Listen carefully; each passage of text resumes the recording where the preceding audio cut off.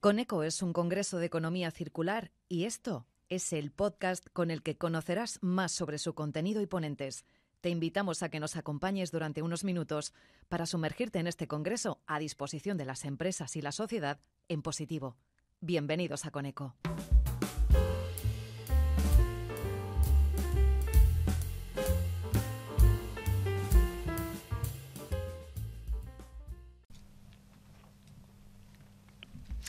Y en este último podcast, antes de encontrarnos el 17 de octubre celebrando el Congreso de Economía Circular en su segunda edición, Coneco, pues vamos a hacer un pequeño repaso de todo lo que nos vamos a encontrar en la jornada de esa mañana del 17 de octubre, que, insistimos, es una jornada de economía circular abierta a la ciudadanía.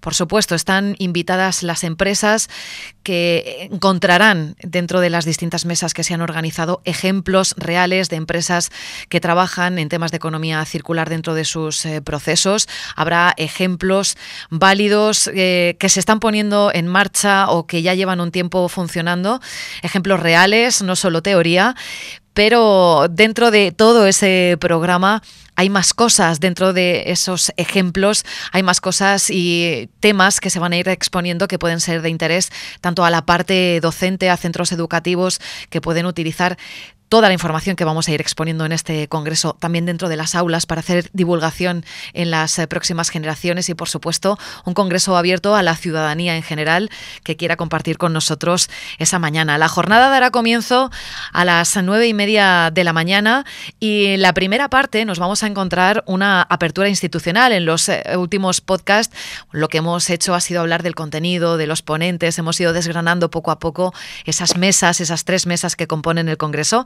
Pero hay una parte de apertura en la que vamos a contar con la experiencia de Tonia Salinas, que es la directora gerente de la Fundación UMH y que hoy nos acompaña para hacer este resumen antes de encontrarnos en el Congreso. Tonia, bienvenida, muchas gracias. Gracias a vosotros, Sol. Bueno, una parte fundamental, la del Parque Científico de la Universidad Miguel Hernández dentro de este congreso, parte también organizadora y, como decimos, nos acompañarás en esa parte inicial del congreso. Queremos conocer en este podcast, igual que hemos hecho con el resto de las empresas, qué acciones, en qué medidas se trabaja dentro de economía circular, en este caso en el Parque Científico, cómo apoyáis a las empresas o qué actividades o acciones son las que ponéis en marcha. Nosotros en el Parque Científico, como sabéis, tenemos una parte muy potente de desarrollo de spin-off y startups y lo que hacemos es intentar promover que surjan empresas que se dediquen a temas relacionados con economía circular y luego que las empresas que nazcan, las que no se dediquen, directamente a esta actividad, que las empresas que nazcan con el concepto embebido de que hay que trabajar dentro de la economía circular porque finalmente el actual modelo de producción que tenemos y de gestión de recursos de potenciación del consumo a corto plazo sabemos que está llevando al planeta a una situación insostenible y es fundamental que al igual que la naturaleza donde todos los elementos cumplen una función de manera continua y son reutilizados que este modelo económico actual lineal llegue a su fin y se ha ocupado por la economía circular, que al final aboga por utilizar la mayor parte de materiales biodegradables posibles, ¿vale?, en la fabricación de bienes de consumo, y si no es así, que estos al menos puedan se puedan reducir los residuos porque puedan ser reutilizados para la producción de nuevos productos. Entonces, o bien fomentamos el que surjan empresas bajo este modelo, que puedan ser empresas que utilicen subproductos de otras empresas o que se dediquen a buscar alternativas para la utilización de estos residuos, o bien aquellas que nacen para producir unos productos determinados o incluso servicios lo hagan teniendo en cuenta la minimización del impacto de sus residuos en nuestro entorno. en el medio ambiente. Como solemos decir, lo que es tu residuo es mi materia prima y en eso se basa la parte de la economía circular. En otras entrevistas hemos estado hablando o en la charla, en alguna que otra entrevista ha surgido la característica de que tomar acciones dentro de la empresa en cuanto a economía circular es más complicado en empresas que ya tienen una trayectoria, que llevan años y que hay que implementarlo dentro del proceso que ya pues está en funcionamiento desde hace tiempo, ¿no? Y es mucho más sencillo integrarlo en empresas que nacen. En vuestro caso, en el caso del Parque Científico de la Universidad Miguel Hernández, bueno, pues las empresas son nuevas, son startups, son proyectos que parten de cero. Ahí tenemos la ventaja de que, bueno, pues la economía circular o esas acciones ya pueden estar implementadas desde el minuto 1. Sí. Pero lo que te quería preguntar es cuál es la concienciación de esos empresarios que ponen en marcha los proyectos. ¿Lo llevan integrado, lo tienen claro o es algo a lo que les tenéis que ayudar o es un matiz que todavía hay que hacer? A ver, no, yo creo que no es no la respuesta a tu pregunta. Es decir, el nuevo empresario o este emprendedor, que aunque decimos que se puede emprender a todas las edades, en general, ¿vale? El 90% es gente joven, o el 90 o el 95% de la gente con la que nosotros trabajamos es gente joven. Llevan integrado el chip del impacto que su actividad genera en el medio ambiente, ¿no? Por lo tanto, llevan integrado un chip de base, ¿vale? Para generar esta economía circular. Entonces, no tenemos que generar esa cultura. Porque la llevan integrada. Como tú has dicho, es mucho más fácil poner en marcha de cero un proceso productivo que ya considere pues que puede utilizar un subproducto de otra industria como materia prima, o que considere el impacto que va a generar dentro del proceso productivo, que cuando la empresa está en marcha. Entonces, lo que realmente la ayuda que les tenemos que prestar muchas veces es en cómo hacerlo, ¿vale? No en general en la cultura, sino en cómo hacerlo. Y para eso, bueno, ahí tenemos la ventaja de que al ser un parque científico contamos con multitud de áreas de conocimiento de nuestra universidad madre, que en caso de que este emprendedor pues tenga una dificultad o no sepa cómo afrontar un determinado proceso productivo, si puede sustituir un material por otro, o qué hacer con el residuo que genera, si puede ser reutilizado por otra industria, pues tenemos la ventaja de que nuestros investigadores pueden echarle una mano, ¿vale? Más es esa la ayuda que prestamos que el generar cultura tener que integrarles el chip de la economía circular. Otra cosa es, como tú dices, en las empresas que ya tienen sus propios procesos productivos, donde yo creo que este tema cala, ¿vale? Y cada vez cala más gracias a actividades pues como esta, ¿no? Que vamos a hacer el 17 de octubre, como Coneco, que como tú dices es la segunda edición, es decir, pone de manifiesto que esto es importante, ¿vale? Y que las industrias y las empresas están interesadas, pero hay dificultades porque muchas veces requiere el utilizar un material nuevo, pues cambiar parte del proceso productivo para no producir un residuo, pues también pasa lo mismo, cambiarlo, y todo eso requiere inversiones, estudios y estamos hablando a veces de otras dimensiones de dinero, ¿no? Y de inversión y de cambios en procesos, y entonces cambios en normativas o en certificaciones. Este es un tema mucho más complejo. ¿Dónde podemos prestar ayuda ahí? Igual que hacemos con los emprendedores. Pues nosotros podemos prestar ayuda haciendo que esas empresas conecten con nuestros grupos de investigación y que puedan ayudarles en esos cambios de materiales o de procesos productivos. En los últimos años, las empresas que se han ido generando dentro del parque científico, ¿de qué tipología son? ¿Qué es lo que más está suscitando a los jóvenes a cambiar ese chip, decir, voy a emprender, voy a arriesgarme, porque esto de ser empresario y de ser autónomo, al final no es una cosa que se aprenda en un aula, es el día a día, es muchas veces también sentirte solo, sobrepasado, es duro, pero es para valientes. Efectivamente, es para valientes, es para gente resiliente, es para valientes. Entonces, nosotros nos encontramos con una gran variedad de emprendedores o emprenden en distintas áreas. Muchas veces vienen motivados porque dentro de sus hobbies se han dado cuenta pues que hay una determinada carencia y quieren suplirla, otras veces porque de sus trabajos de fin de quieren profundizar, o en el trabajo de fin de grado que han hecho o de fin de máster se han dado cuenta que pueden convertirlo en en un negocio y por lo tanto en una forma de vida.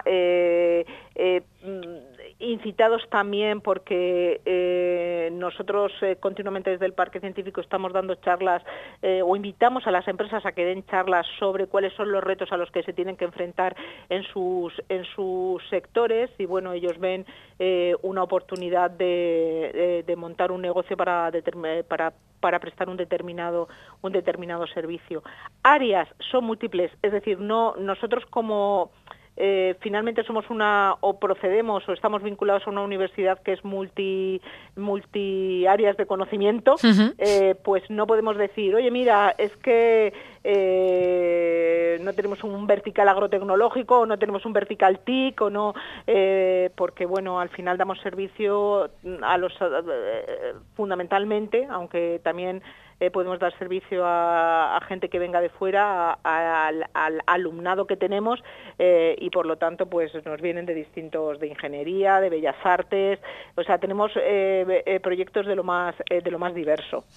Y podremos ver también dentro del Congreso una pequeña muestra de startups, de proyectos que nacen en el Parque Científico, porque bueno, dentro del programa, que por cierto la gente puede entrar a coneco.es, que es la página del Congreso, inscribirse y ver todo el programa que tenemos preparado para el día 17 de octubre, con los ponentes, con las empresas, y en medio tenemos un descanso, una pausa, haremos un café. Y durante esa pausa, además de pues interactuar entre nosotros con las empresas, charlar sobre lo que ya se haya expuesto, tenemos una pequeña parte de feria de startups.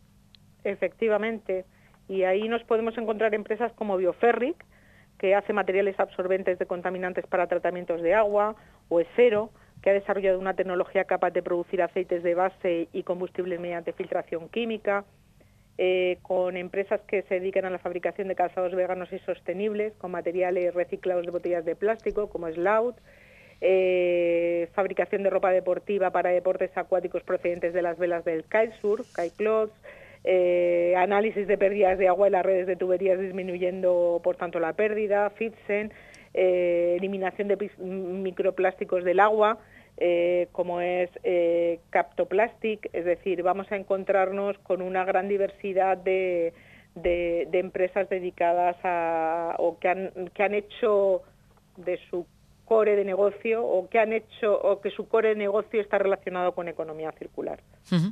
Pues, Tonia, además de ser la directora del Parque Científico de la Universidad Miguel Hernández y de acompañarnos en la apertura, y en este caso la institución como parte de la organización, además este año, en 2023, te ha nombrado presidenta de la Red de Parques Científicos Valencianos. Hay unas cuantas universidades, está la de Elche, Jaume I en Castellón, la Universidad de Valencia, la de Alicante y la Ciudad Politécnica de la Innovación de la Universidad Politécnica Valenciana. Sí. ¿Cómo lo llevas? Pues la verdad, si te digo la verdad, como el nombramiento fue en junio y julio fue un mes bastante movido, pues creo que empiezo a sentir el peso del cargo ahora en septiembre. Pues al final espero que estos 2 años que tengo que dedicar parte de mi actividad a hacer que que los 5 parques tiremos conjuntamente hacia adelante y hagamos proyectos conjuntos. Espero que sean 2 años de éxitos, donde los objetivos que nos hemos puesto, ¿no?, que al final es tener una mayor conectividad, que ya la tenemos, pero bueno, reglarla y tener los proyectos, estamos desarrollando 2 proyectos de forma conjunta entre los 5 parques, pues profundizar en ellos y poner en marcha alguno más, pues espero que se cumplan, ¿no?, y que además pues las instituciones públicas aprovecho ahora que hay cambio también, pues nos tengan en cuenta como un elemento fundamental dentro del ecosistema de innovación de la Comunidad Valenciana, porque creo que lo somos. Uh-huh. Y lo llevamos demostrando durante muchísimo tiempo. Pues Tonia, no te robamos más tiempo. Nos encontramos el 17 de octubre a partir de las 9 de la mañana en el Centro de Congresos Ciutat d'Elx. Muchas gracias. Gracias a ti. Allí nos vemos. Y después de hablar con Tonia Salinas, nos quedamos hablando con una empresa, también parte importante dentro de este congreso, porque apoyan el Congreso de Economía Circular Coneco, en este caso como patrocinadores. Empresas también que forman parte de este congreso apostando por la economía circular. En este caso hablamos de la empresa Marsh, y quien nos acompaña en esta pequeña entrevista es Álvaro Cangas, líder de la práctica ESG, Marsh Advisory. Gracias por acompañarnos. Bienvenido. Hola, buenos días. Bueno, nosotros en este caso, podemos hablar como partners, entráis como patrocinadores de este proyecto que el próximo 17 de octubre pues celebra esta segunda edición, y para que todos aquellos que nos acompañen, sobre todo, entiendan la estructura de la empresa, quiénes sois. Marsh, ¿cómo está estructurado? ¿Qué compone o quiénes componen Marsh? Bueno, Marsh forma parte de un grupo de empresas llamado Marsh McLennan, que es una empresa americana cotiza en la bolsa de Nueva York, Fortune 200. Dentro de Marsh McLennan tenemos una parte de consultoría estratégica y de personas, Oliver Wyman y Mercer, que son las marcas que a lo mejor conoce la gente más. Y luego está toda la parte enfocada a riesgos y seguros, ¿no? Está Guy Carpenter, se dedica a los seguros, y luego Marsh es el mayor broker de seguros del mundo y tiene una parte muy importante de consultoría de riesgos, ¿no? Dentro de los riesgos hay una parte importante de riesgos ESG que está tomando mucha fuerza en los últimos años. Entráis como patrocinadores, el Congreso es Economía Circular. Vamos a ver esos puntos en común entre las empresas. Dentro de las distintas líneas que tenéis de consultoría en ESG Sostenibilidad, asesoráis y ayudáis a posicionarse en temas de ESG a empresas. Sí, es decir, tenemos nuestro propio rating, ¿no? Y es el Rating Tool, que normalmente lo utilizamos para comunicarnos entre nuestros clientes, que son la empresa final, digamos, y las aseguradoras, ¿no? Para demostrar a las aseguradoras un buen performance, un buen desempeño, digamos, en temas de ESG. Pues yendo un poco de lo más general a lo más específico, ¿no? Pues lo que ayudamos mucho es pues a identificar y sobre todo a cuantificar, ¿no? Riesgos relacionados con la sostenibilidad. Quizás los más importantes son los que están ahora más de moda, digamos, que son los riesgos climáticos, ¿no? O los más acuciantes, ¿no?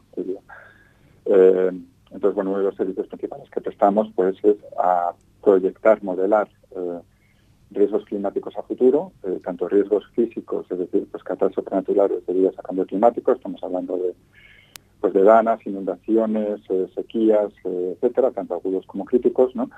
Y también pues riesgos de transición, ¿no? Riesgos de transición puede ser pues un futuro precio del carbono, cómo puede afectar a una empresa, ¿no?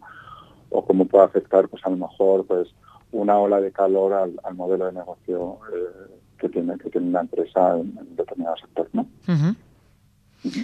También hacéis análisis de doble materialidad y reporting. Sí, lo que estamos viendo, bueno, la mayoría de empresas siempre tienen una identificación de los riesgos corporativos, ¿no? Un mapa de riesgos, ¿no? Que se llama, el cual se suele, pues bueno, es parte también de una parte de requisito, digamos, regulatorio, ¿no? O de funcionamiento de la propia empresa, ¿no? Lo que estamos viendo es que los riesgos relacionados con la sostenibilidad, con la naturaleza, incluso con derechos humanos, etcétera, ¿no? Lo que estamos haciendo es ayudar a integrar esos riesgos dentro de los riesgos corporativos, ¿no? Es decir, nosotros ya por mucho tiempo ayudando a las empresas a identificar y definir sus riesgos, riesgos tanto asegurables como no asegurables, ¿no? Lo que estamos haciendo desde nuestro departamento ahora mismo es pues incluir dentro de esos riesgos que llegan pues al comité de dirección, consejo de administración, meter los riesgos de cambio climático, riesgos a lo mejor de la naturaleza, ¿no? Riesgos de la diversidad, riesgos a lo mejor pues también temas de empleados también, ¿no? Temas sociales, riesgos incluso geopolíticos, etcétera, ¿no? Con la experiencia que tenéis ayudando a las empresas a valorar esos riesgos y teniendo en cuenta el cambio climático, que es más que evidente, lo hemos podido comprobar este verano y lo podemos estar comprobando ahora, tanto al principio como después del verano, con esos cambios de temperatura, por ejemplo. Eso es solo una pequeña señal. ¿Es complicado para las empresas invertir en temas de sostenibilidad? Bueno, ¿O es caro? No sé si la palabra es complicado o caro. Bueno, es que ya hay una parte que es, digamos, que toca con gestión empresarial, pura y dura, ¿no? Es decir, las predicciones climáticas ten en cuenta que van un poco pues a 2030, 2040, 2050, ¿no? Entonces, lo que sí que ayuda es a tomar mejores decisiones empresariales, ¿no? Uh-huh. Es decir, por ejemplo, todo el tema de las danas que hemos visto ahora en septiembre, sí, se debe principalmente a una subida de temperatura, ¿no? O sea, es decir, todo lo que es movilización climática se basa en una subida de temperatura en superficie, ¿no? Uh-huh. Entonces, eso conlleva una mayor evaporación, ¿no? Eso quiere decir que las danas son más intensas y llegan, por ejemplo, al centro peninsular, ¿no? Uh-huh. Entonces, por ejemplo, una empresa que tenga una fábrica en Toledo, ¿no? Pues de aquí a 2030 ya tiene que empezar a tener en cuenta que va a haber inundaciones, ¿no? Que va a haber flash floodings, que va a haber un aumento de ese riesgo, ¿no? Entonces, por una parte está la propia estrategia empresarial de que a ellos les interesa prepararse a lo que viene a futuro, ¿no? Y por otra parte entra también el tema regulatorio, ¿no? O sea, el tema regulatorio es fundamental aquí, ¿no? La ley de cambio climático ya prevé que todas las empresas que reportan estado financiero empiezan a hacer un análisis de riesgos climáticos, tanto riesgo físico, pues el ejemplo que hemos puesto ahora, ¿no? De una inundación, sí, como un riesgo de transición también, ¿no? Es decir, bueno, ahí vamos a tener en cuenta que hay un precio del carbono en el futuro, ¿no? O vamos a tener en cuenta que mi producto, que es para este cierto tipo de clima, ¿no? Pues que a lo mejor el clima va a ser distinto dentro de 10, 20, 30 años, ¿no?